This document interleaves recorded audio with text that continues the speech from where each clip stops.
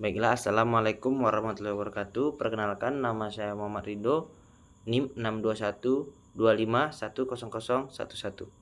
Baiklah, di sini saya akan mempresentasikan tugas proyek saya dengan mata kuliah biokimia dengan judul proses metabolisme protein. Nah, apa itu metabolisme protein? Metabolisme protein adalah serangkaian proses biokimia yang melibatkan pengolahan protein dalam tubuh, mulai dari pencernaan hingga penggunaan asam amino untuk berbagai fungsi biologis. Nah, jadi apa aja sih fungsi protein? Nah, yang pertama itu ada sebagai enzim, yang kedua ada pengatur pergerakan, yang ketiga ada penunjangan mekanis, yang ketiga ada imunisasi atau kekebalan tubuh, yang kelima ada pengendalian pertumbuhan, yang keenam ada media perambatan impuls saraf. Nah, jadi ada beberapa fungsi masing-masing nutrisi. Yang pertama dari pencernaan protein. Protein yang dikonsumsi melalui makanan dicerna di saluran pencernaan menjadi asam amino.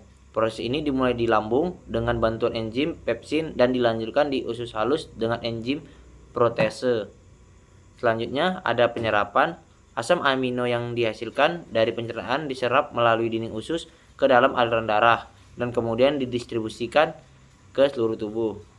Nah, selanjutnya ada transminasi dan deminasi. Asam amino dapat mengalami transminasi, yaitu pemindahan gugus amino untuk membentuk asam amino baru, atau deminasi, yaitu penghilangan gugus amino yang menghasilkan amonia yang kemudian diubah menjadi urea untuk diekskresiasikan.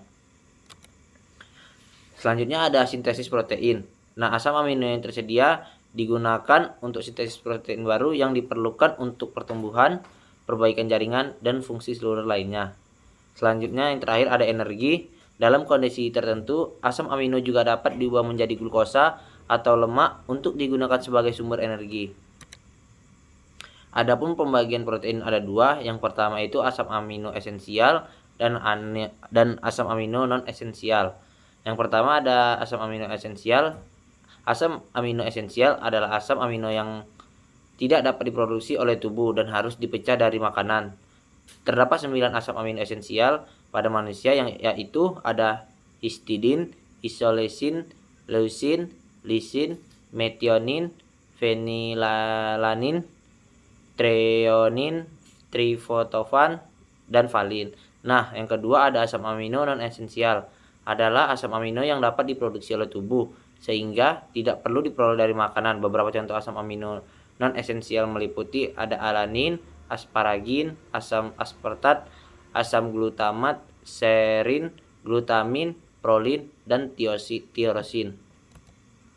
Nah, adapun mekanisme metabolisme protein yang dimana dari protein yang terdapat dalam makanan kita dicerna dalam lambung dan usus menjadi asam amino. Selanjutnya diabsorpsikan dan dibawa oleh darah ke dalam hati. Selanjutnya sebagian asam amino diambil oleh hati protein dalam sel-sel tubuh dibentuk dari asam amino. Selanjutnya bila ada kelebihan asam amino dari jumlah yang digunakan untuk biosintesis protein, maka kelebihan asam amino akan diubah menjadi asam keto yang dapat masuk ke dalam siklus asam sitrat dan diubah menjadi urea. Dan selanjutnya masuk ke hati merupakan organ tubuh di mana terjadi reaksi katabolisme maupun anabolisme. Baiklah, itu saja yang dapat saya presentasikan. Lebih dan kurangnya saya mohon maaf. Saya tutup dengan wabillahi taufik wal hidayah. Wassalamualaikum warahmatullahi wabarakatuh.